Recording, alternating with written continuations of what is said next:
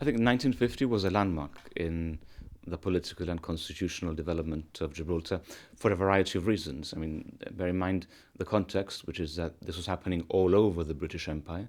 There were moves for decolonization, for independence, for greater self-government. And in our case, it was always pretty much unique because we were also an important military base at the same time. And for many years, that held back our constitutional development.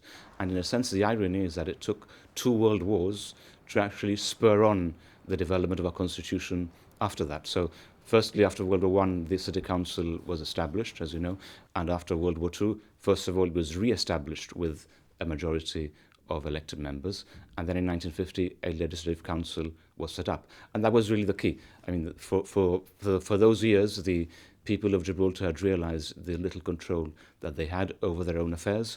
There had been a huge wartime evacuation of civilians, and I think that impacted it in a very real and a very personal way to everyone. And there was a determination that once the war was over, people here would have greater self-government and greater control over what happened to them and over their own destiny.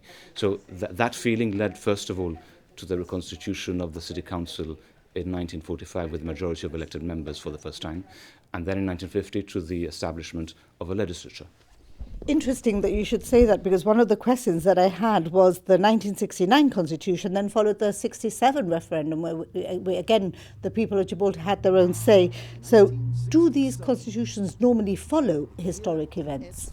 Well, it's interesting, in our case, up to a point they have had. So if you look at what happened in 1950, the UK resisted setting up a legislature in Gibraltar. They argued it would lead to over-government. We would have two, a legislative council and a city council in the same jurisdiction. And at the same time, the government of Gibraltar were not the elected members. The government were the UK British colonial expat administrators who governed the Rock. So there were, in a sense, three separate institutions here. But in 1950, the importance was that for the first time, we got a voice and the ability to debate legislation, which was still introduced by the UK and which was still their legislative program, but we had a voice and we were able to debate and to discuss and have an input on the final outcome.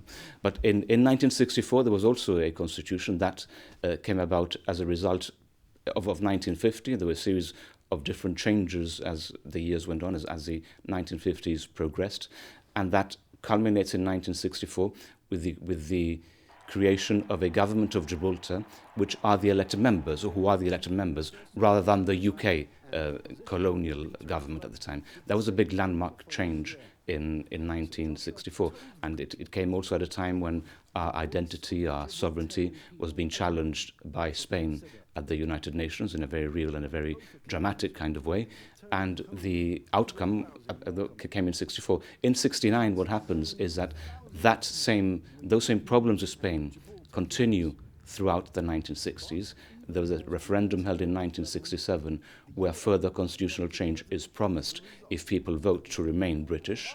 People voted to remain British, and the outcome was the 1969 Constitution. And in relation to 2006, something which is much more relevant and much more aware, people here are much more aware of, there was a 2001 joint sovereignty crisis that culminates again in the constitutional talks happening with the UK at that time. They had started internally, first of all, amongst ourselves in Gibraltar, and then with the United Kingdom. So that culminates in the 2006 constitution, which included the concept of self-determination in our constitution for the very first time. So 4 giant leaps forward. Where do you see where we are today? Because our constitution, when compared to other overseas territories, is pretty good. I think we need to understand two things. First of all, in 2006, that was as far as the United Kingdom was prepared to go at that time. But they could have gone further. I mean, the Bermuda Constitution, which predates ours, goes further than Gibraltar in many important respects. So the document we submitted in 2003 to the UK as a basis for negotiation went further than the constitution we obtained in 2006. So there certainly is room for change. But it's a dual approach. One is the redistribution of power between the United Kingdom government and the government of Gibraltar in relation to what happens in Gibraltar. And the other thing is the external international legal status of Gibraltar as a result of that constitution. And as you know, we've always made the point that a future constitution should decolonize Gibraltar by removing us from the United Nations list of non-self-governing territories. So you've always called it, I think the government, the GSP Liberals have always called it that salami where you can carry on slicing bits more.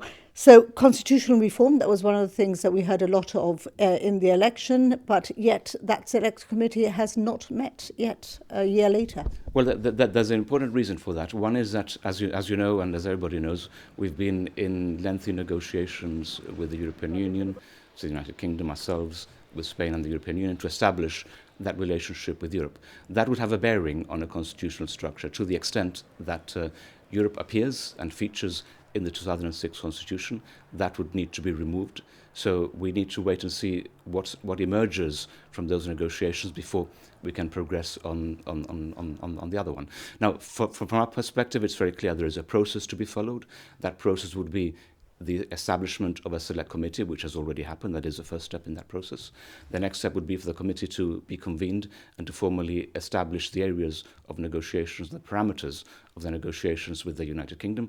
There would then be a process of public consultation and public information, so there would be an input from civil society, from individuals, from organizations, and from anybody who wants to come across and put across a point of view.